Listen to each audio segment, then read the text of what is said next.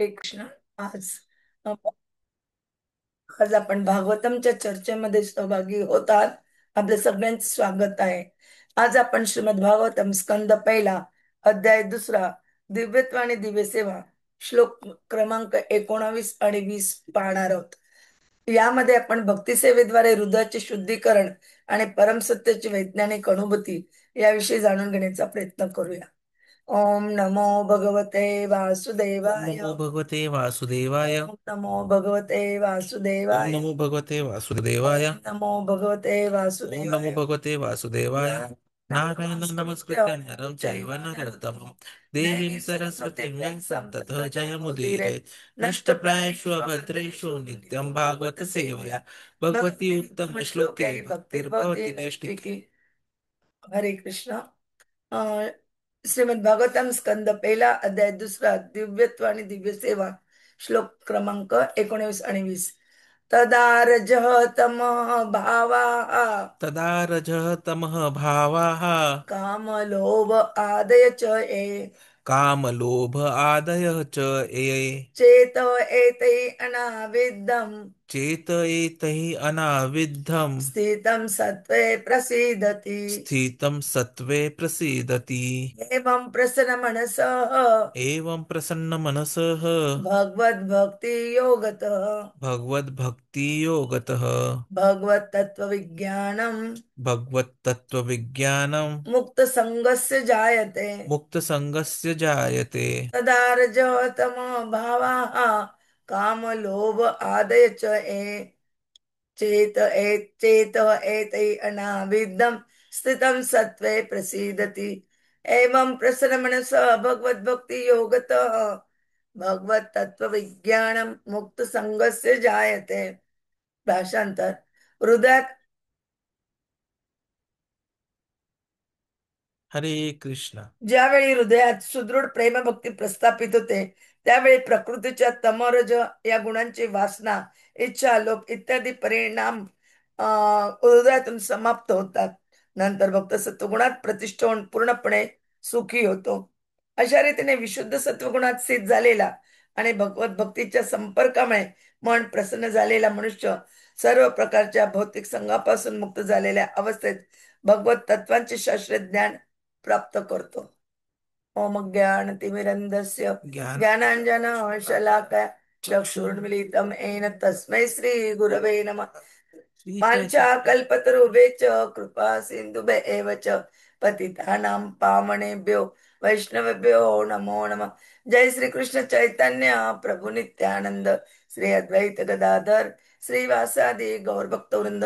हरे कृष्ण कृष्ण कृष्ण हरे हरे, हरे राम राम राम हरे हरे. हरे कृष्ण कृष्ण कृष्ण हरे हरे, हरे राम राम राम हरे हरे. हरे कृष्ण कृष्ण कृष्ण हरे हरे, हरे राम राम राम हरे हरे. हरे कृष्ण. आपण श्रीमद भागवतम स्कंद पहिला, अध्याय दुसरा, दिव्यत्व आणि दिव्य सेवा, श्लोक क्रमांक 19 आणि 20 समजून घेत आहोत. आता 19व्या श्लोकामध्ये त्यांनी काय सांगितलंय की संपूर्णपणे सुखी व्हायचं असेल तर त्याचा उपाय काय, ते त्याच्यात सांगितलेलं आहे. आणि 20व्या श्लोकात त्यांनी असा शुद्ध भक्त जो पूर्णपणे सुखी झालेला आहे, तो भगवत तत्वाचे शास्त्रीय ज्ञान कसे प्राप्त करू शकतो त्याविषयी चर्चा करण्यात आलेली आहे. हरे कृष्ण. प्रभूजी याविषयी आपल्याला मार्गदर्शन करते. हरे कृष्ण. जसं आपल्याला इथे आता सांगण्यात येतंय, ध्येय काय असायला पाहिजे? मनाला सत्वगुणात स्थिर करणे म्हणजे चांगुलपणाची पद्धत. तर मानवी चेतना तीन गुणांनी प्रभावित होते: सत्वगुण, रजः आणि तमस. रजः म्हणजे उत्कटता आणि तमस म्हणजे अज्ञान. आध्यात्मिक जीवनात प्रगतीची सुरुवात ही सत्वगुणाच्या पातळीवर चढून होते. जी ब्राह्मणीय गुण म्हणजे कोणते? शांती, मन, इंद्रियांवर नियंत्रण, सहनशीलता, प्रामाणिकपणा, ज्ञान. तर केवळ सत्वगुणातच प्रसन्न आत्मा, शांत मन अनुभवता येते आणि भक्ती योग, भक्ती सेवा सुरू करता येते.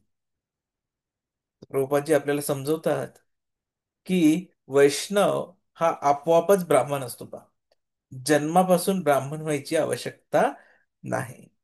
खरा वैष्णव हा केवळ ब्राह्मण नसून तो ब्रह्म, परमात्मा आणि भगवान यांचाही साक्षात्कार करतो. खरी शांती आणि आनंद, प्रसन्नता तेव्हा येते जेव्हा माणूस हा रज आणि तमसांच्या पलीकडे जातो. तर काम आणि अज्ञानाचे गुण वासना आणि लोभ द्वारे दर्शविले जातात, जे मनाला त्रास देतात, आणि भक्त यांच्या पलीकडे गेलेला असतो. आणि म्हणूनच त्याच्यामध्ये जे ब्राह्मणांच्या गुणांची चर्चा केली जाते, शांती, मन व इंद्रियांवर नियंत्रण, सहनशीलता, प्रामाणिकता, ज्ञान, हे आपोआपच येतात. आणि म्हणून वैष्णव हा आपोआपच ब्राह्मण असतो. आता प्रल्हाद महाराजांनीच पहा ना आपल्याला हे कसे निर्देश दिलेत. ते उद्धृत करतात की श्रीकृष्णाशिवाय कौटुंबिक जीवन हे एक अंधकुपासारखे आहे. भौतिक बंधनांचा त्याग करून हरीचा आश्रय घेतल्यावरच खरी शांती मिळते. नाही तर काय, की गृहस्थ आयुष्य काय, अंधकूप म्हणजे अंधार असलेली एखादी विहीर, ज्याच्यामध्ये आपल्याला काही दिसतही नाही आणि बाहेरही पडता येईल. परंतु जेव्हा आपण भगवंतांना आपल्या ह्या परिवारामध्ये घेऊन येतो, तेव्हा काय होतो, भक्तीचा प्रकाश आणि भक्तीचा मार्ग त्यामुळे दिसू लागतो. तर नष्टप्रायेषु अभद्रेषु भक्तीचा मार्ग सुरू होतो. नित्यम भागवत सेवया, भागवत आणि भक्तांचे नियमित श्रवण आणि सेवा हळूहळू हृदय शुद्ध करते. भक्तिर्भवती नैष्टिकी, अवांछित गोष्टी नष्ट झाल्यामुळे अचल भक्ती निर्माण होते. आणि म्हणूनच म्हणतात की भक्ती साधना हाच खरा इलाज आहे. क्षणिक शरीराशी चुकीची ओळख झाल्यामुळे मन नेहमीच विचलित होते, आणि हरिकृष्णाचा जप केल्याने हृदयातील वासना आणि लोभ दूर होतात. चेतो दर्पण मार्जनम, स्वयं भगवान चैतन्य महाप्रभूंनी आपल्याला हे सांगितलं. त्यामुळेच असं म्हटलं जातं की कृपया तुम्ही गुरीच्या सान्निध्यात राहा, आचार्यांचं सान्निध्य घ्या, महाजनांचे अनुसरण करा. ते आवश्यक आहे. उगीच चुकू नये, स्वतंत्र अनुमान भ्रमाकडे जाऊ नका. आणि काहीही करून रज आणि तम गुणाला नाकारा. उदाहरणार्थ, मांस खाणे, नशा, जुगार, अवैध संबंध, हे काम वासना आणि अज्ञानात रुजलेले आहेत. खरी प्रगती आध्यात्मिक तेव्हा सुरू होते जेव्हा एखादी व्यक्ती या गुणांचा त्याग करते आणि स्वतःला सद्गुणात स्थिर करते, जे शेवटी परमात्म्याकडे घेऊन जाते. तर भगवत तत्व हे विज्ञान आहे, वैज्ञानिक ज्ञान आहे. ईश्वराला, भगवंताला समजून घेणे ही भावना नसून वैज्ञानिक अनुभूती आहे. भगवानाचे खरे ज्ञान भक्ती योगाद्वारे प्रसन्न मानस, आनंदी, शुद्ध मन मध्ये उद्भवते. प्रत्येक जण देवाला समजू शकत नाही. केवळ भौतिक दूषितेपासून मुक्त व्यक्तीच ते अनुभवू शकते.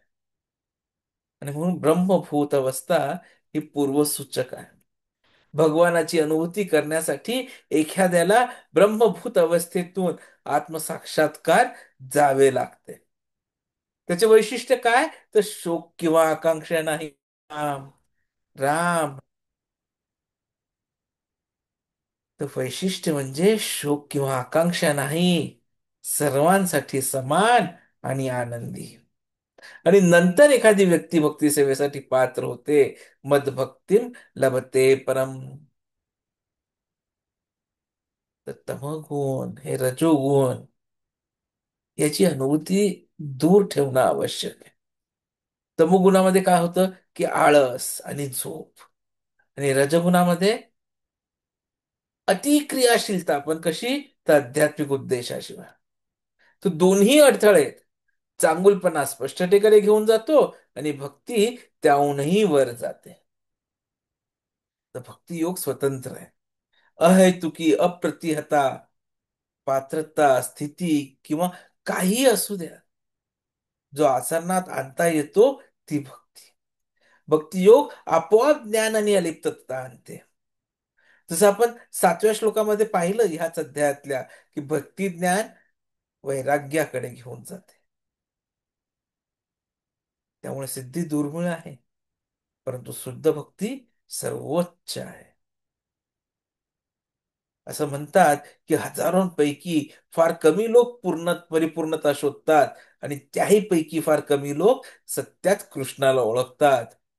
हे स्वतः भगवंतांनी भगवद्गीतेच्या 7व्या अध्यायातल्या 3ऱ्या श्लोकामध्ये सांगितलेले आहे, की मनुष्याणाम सहस्रेषु कश्चित अत्यती सिद्धये यतताम अपि सिद्धानाम कश्चित माम वेत्ती तत्वतः. पहा, किती मोठी गोष्ट भगवंत बोलून गेलेत, आणि आपल्यासाठी ते समजणं आवश्यक आहे, की सहस्त्रावधी मनुष्यांपैकी एखादाच सिद्धी प्राप्त करण्याचा प्रयत्न करतो, आणि सिद्धी प्राप्त करणाऱ्या त्या मनुष्यांपैकी एखादाच मला तत्वतः जाणतो.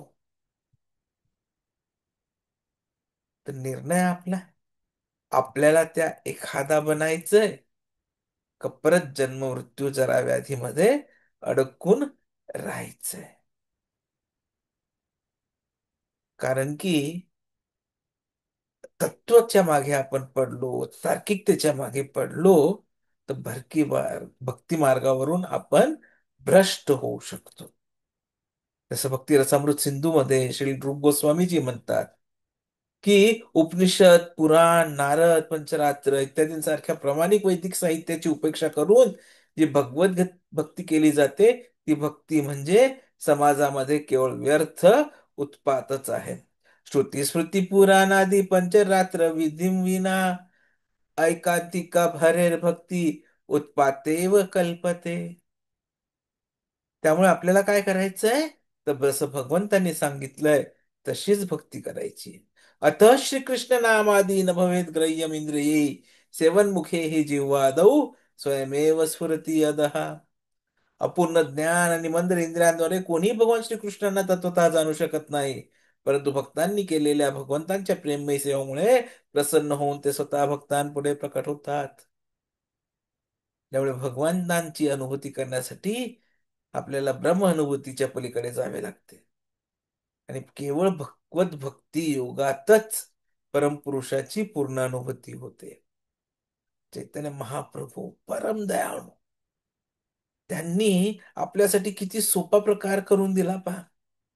पूर्वीच्या अवतारांप्रमाणे चैतन्य महाप्रभूंनी हरे कृष्ण महामंत्राद्वारे स्वतः कृष्णाच्या प्रेमाचे वितरण मुक्तपणे आणि सार्वत्रिकरित्या केले.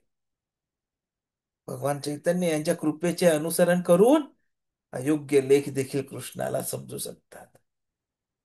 या श्लोकांमधनं आपला सारांश हाच, निष्कर्ष हाच, की पहिले पाऊल सतोगुणाकडे जाणे, नंतर हळूहळू भक्तीद्वारे सर्व गुणांच्या पलीकडे जाणे. कृष्ण भावना ही भौतिक बंधनांच्या आधारावर औषध आहे. शुद्ध भक्ती सेवा नैष्टिकी भक्ती हृदयातील वासना आणि लोभ शुद्ध करते. भागवत तत्वविज्ञान हे वैज्ञानिक तर्कसंगत आणि शुद्ध लोकांना प्रकट केलेले आहे. श्रवणम आणि कीर्तनम हे प्रगतीचा पाया आहेत. कृष्णांबद्दल श्रवण करण्यात दररोज व्यस्त राहणे अत्यंत महत्वाचे आहे. ते व्यस्त राहून काय होणार, कसे होणार, हे समजण्यासाठी परत भेटूया पुढच्या सत्रात. हरे कृष्ण.